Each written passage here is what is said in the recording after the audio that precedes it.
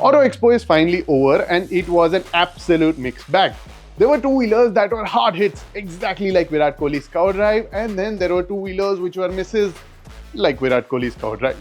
So here's a quick recap of 3 two-wheelers that were absolute hard hits, and 3 two-wheelers that wanted to be hard hits but ended up being caught behind. And then there's also a particular two-wheeler which ended up being a bit of a middle way between a hit and a miss. It ended up being an edge. And then there's also two-wheelers that should have been there at the Auto Expo 2025, so make sure you see the entire video. The Yamaha Lander 250 was at the Auto Expo for gauging purposes, as Yamaha was just gauging if it's a good bike for us. Really, Yamaha? I imagine this is what the conversation at Yamaha headquarters went like. Sir, the new XPulse 210 costs rupees 1.75 lakh in India. But the bigger Himalayan 450 costs at least 2.85 lakh rupees. You know what I mean? What? So this means there's a nice space in the middle. I'm thinking a nice 250cc dual sport. Just enough power for the trails and for daily use. And given that we engineered this engine in India itself, we can nail the pricing game also. A nice price between 1.75 and 2.85 lakh rupees could earn us a nice niche. And given that Kawasaki also recently launched the KLX 230, sir, this space is hot. We need to act ASAP. Sir, I say we launch the Lander 250. Okay. Do one thing. Just send it to the Expo for now, for gauging purposes. We'll see if they need it. We'll see. Sir, there are all the right reasons to launch this bike. Sir, it'll be perfect. Just send it for now. And listen, you wanna send over something exciting? Yes, please. Something fun? Yes. Something that'll get their hearts racing? Yes. Well, send over the FZ Flex Fuel. Eh? Yeah. Now you know why bringing the Lander here just to gauge sounds like a bit of a miss? Yeah.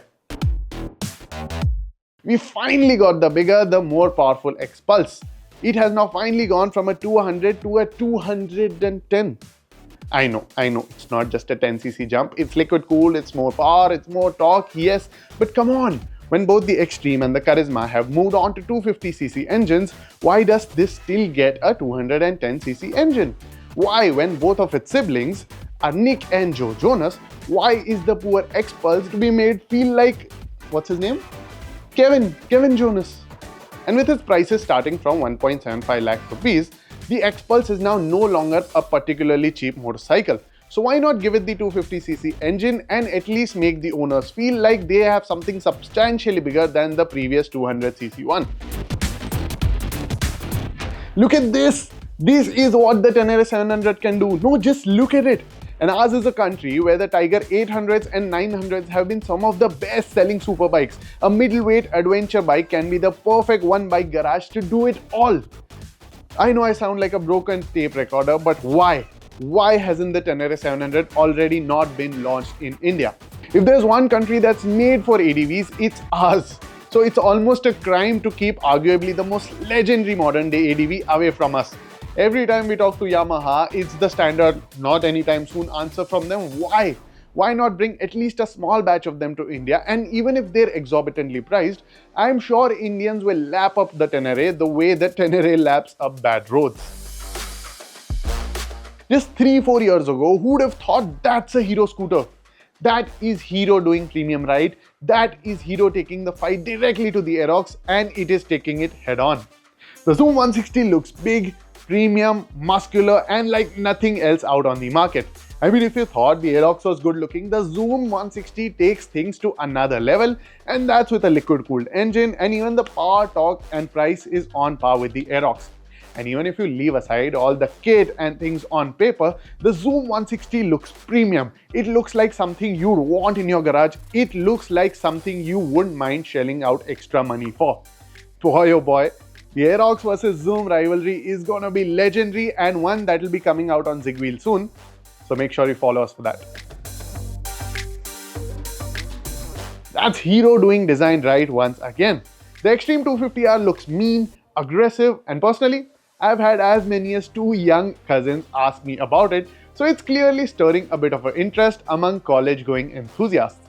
And at Rs 1.80 lakh, Hero has been spot on with the pricing, something that it usually is. So yeah, as of now, I think this might just stir up a bit of a fire, in the otherwise Thanda 250cc segment. Fingers crossed. But it's ugly, then don't look at it. As simple as that. The R1300 GS Adventure is very well priced, and in fact it costs just 45,000 rupees more than the older 1250 GS Adventure. And for that you get a bigger engine, more power, less weight and a lot more safety features, and overall a bike that just works. So is it still the big daddy of adventure bikes? The go anywhere bike that can do it all? Yeah, it is. So if you're going to be writing it off just because you don't like the way it looks, I don't think you're doing it enough justice. I would suggest go for personality over looks, because that the 1300 GS Adventure has. The TVS Jupiter CNG was the edge that runs through the slips to the boundary. It doesn't help you a whole lot, but hey, you take them as they come. See, with 1.4 kilos of CNG and 2 liters of fuel in it, the Jupiter CNG gives a combined fuel range of about 226 kilometers. Nice, but the overall running costs are actually not too far away from the petrol Jupiter. And for those little extra savings, you're actually giving up on boot space entirely. That's like your biggest strength turning into your biggest weakness. I mean, who does that? Whom does it happen with, right? So yeah, we're happy about the existence of the Jupiter CNG and the fact that CNG is finally entering scooters. But it's not exactly bringing extra practicality or significantly lower running costs. Now this year's Auto Expo saw some hits, misses and edges, but there's more. There were some leaves as well, because some manufacturers thought it would be okay for their bikes to leave the Auto Expo and not be present there, and we think that shouldn't have been the case. And what better brand to start off than Royal Enfield, a brand with such a cult following, but it had absolutely no bikes at the Auto Expo save one poor Goan Classic 350. Poor thing was mounted behind a truck and it looked like it was about to be towed.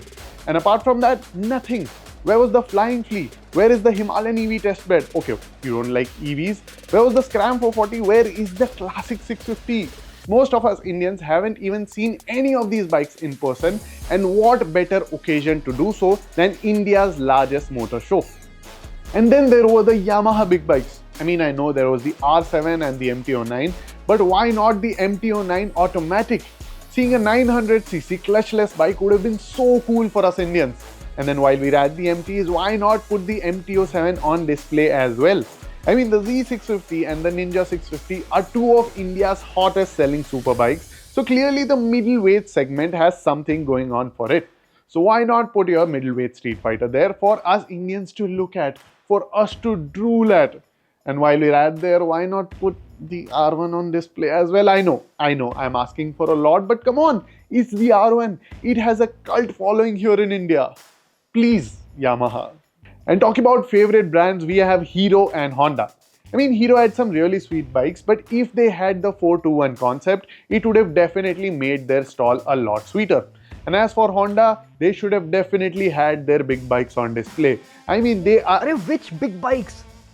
NX500, Transalp, Goldwing, CB650R, CBR 650... Bro, you're naming all of them. Yeah, because there were none on display. And finally, we wish KTM with its updated 390 Adventure lineup was also there at the Auto Expo. The 390 Adventure X, the India-focused one, especially could have drawn a lot of attention. But hey, take your time. We know you're going through a tough phase and we want to give you all the time you want. Because no matter how much of a slump great players go through, we support them through and through, because the day they make a comeback, the wait is bloody worth it.